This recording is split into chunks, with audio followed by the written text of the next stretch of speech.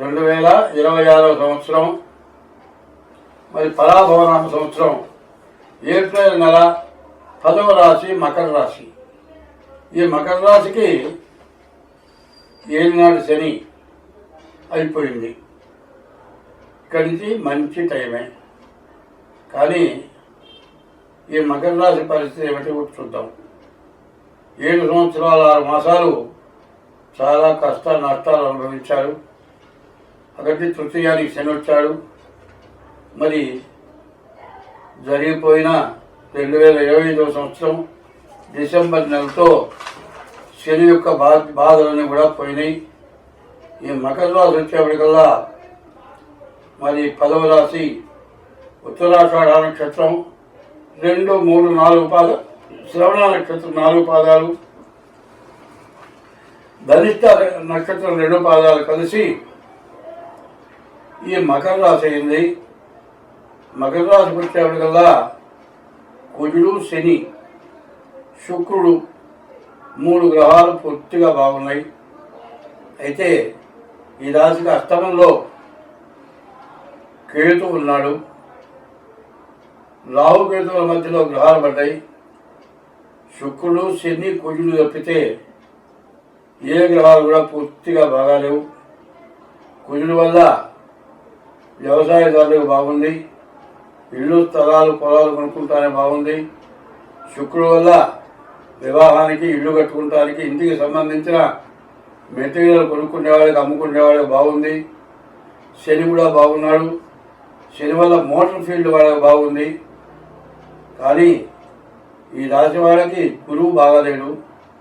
చదువుకునే పిల్లలకి విద్యా, ఉద్యోగం, విదేశీయానం ఇటువంటి వాటికి పనికిరాదు. రాహుకేతువుల మధ్యలో గ్రహాలు పడ్డాయి కాబట్టి కాలసర్ప దోషం ఉంది. కానీ ఎంత ఉద్యోగం చేసినా మరి మీ మేధస్సు సక్రమంగా పనిచేయలేదు. మీరు చేయదగిన పనులు ఏవైనా సరే మీరు చేయడం చాలా కష్టమవుతుంది. కాబట్టి ఈ రాశి వాళ్ళ పరిస్థితి కూడా చెప్పాలంటే 35 వరకు బాగుంది. అంటే 75 వంతులు బాగుంది. 25 వంతులు బాగాలేవు. కాబట్టి ఈ రాశి వాళ్ళు, ఈ మకర రాశి వాళ్ళు ఏం చేయాలంటే రాహుకాల పూజ చేయడం చాలా అవసరం. ఇది కాకుండా ప్రతిరోజు కూడా శివాలయానికి వెళ్ళి శివుడికి ప్రదక్షిణం చేయటం, ఉదయం, మధ్యాహ్నం, సాయంత్రం సూర్య నమస్కారాలు చేయటం ఇది చాలా అవసరం. తర్వాత గురువు బాగాలేకపోవటం వల్ల చదువుకునేటువంటి పిల్లలు కాపీ కొట్టడం కానీ, ఉద్యోగస్తులు ఏదైనా లంచగొండితనం చేయటం కానీ ఇటువంటి విధంగా చేసేటట్లయితే మరి జీవితంలో పూర్తి బ్రతుకు తెరువు కోల్పోతారు. ఇక ఈ రోజుల్లో పరిస్థితి ఏంటంటే చదువు రావడమే కష్టం. చదువు వచ్చిన తర్వాత ఏదో రకంగా బతకచ్చు. చదువుకునే వాళ్ళు డిబార్ అయిపోయి చదువు లేకుండా పోయి ఉద్యోగం చేసేవాళ్ళు లంచగొండితనం చేసి ఉద్యోగం పోగొట్టుకుంటే వాళ్ళ జీవితాలు పూర్తిగా దెబ్బతిరిపోతాయి. కాబట్టి ఈ రాశి వాళ్ళకి వివాహం కావడానికి బాగుంది, ఇల్లు కట్టుకుంటానికి బాగుంది. శని వల్ల మోటార్ ఫీల్డ్ వాళ్ళకి బాగుంది. కుజు వల్ల డాక్టర్లకు బాగుంది. వ్యవసాయదారులకు బాగుంది. మరి ఇల్లు కట్టుకునే వాళ్ళకి, అమ్ముకునే వాళ్ళకి బాగుంది. కానీ అన్నిటినీ మించి కాల సర్ప దోషం, రాహుకేతువుల మధ్యలో గ్రహాలు పడ్డాయి.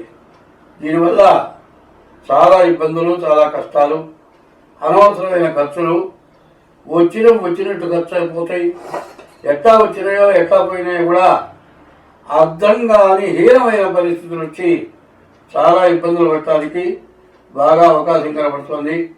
కాబట్టి ఈ రాశి వాళ్ళు తప్పనిసరిగా మీ డేట్ ఆఫ్ బర్త్ ద్వారా మీ జాతకం చూపించుకోవటం చాలా మంచిది.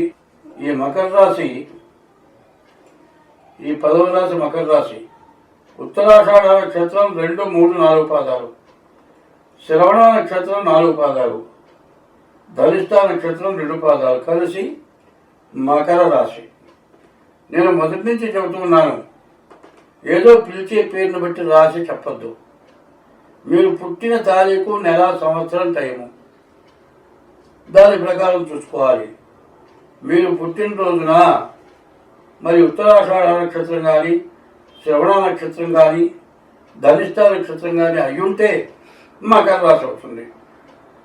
అసలు చెప్పాలి అంటే ప్రతి వ్యక్తికి చదువు ఎంత అవసరమో జాతకం కూడా అంత అవసరం. ఈ జాతకం అనేది ఎవరు పుట్టించింది కాదు, ఋషి సాంప్రదాయం నుంచి వచ్చింది. జరగబోయేది క్లియర్గా చెప్పడానికి వీలవుతుంది. షష్టాష్టకాలు అంటారు. పెళ్లి చేసుకునే వాళ్ళు ఏం చేస్తున్నారు, నక్షత్ర పేరుని బట్టి కలిసిందా లేదా, ఎల్లయ్య పుల్లమ్మ, కుక్క అయిందా పిల్లి అయిందా ఎదికైందా ఇది అడుగుతారు. విరోధ జంతువులు కాకూడదు. పాము ముంగీస, ఎలుక పిల్లి, కుక్క ఎలుక, పాము ముంగీస ఇట్లాంటివి అయితే ఆ బలాలు బాగానే ఉంది అని పెళ్లి చేసుకుంటున్నారు. కానీ షష్టాష్టకాలను ఉన్నాయి, కాలసర్ప దోషం ఉంది, కుజ దోషం ఉంది.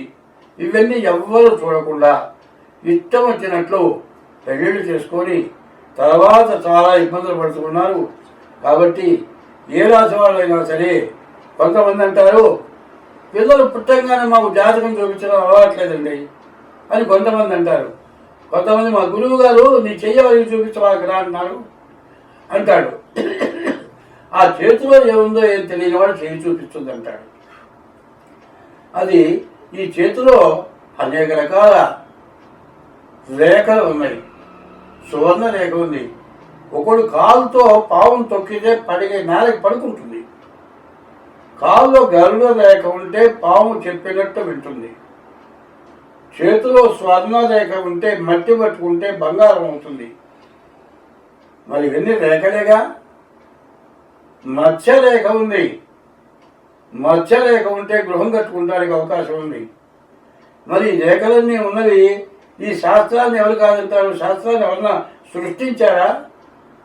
కాబట్టి డేట్ ఆఫ్ బర్త్ ద్వారా జాతకం చూపించుకోవడం చాలా అవసరం. స్వస్తి.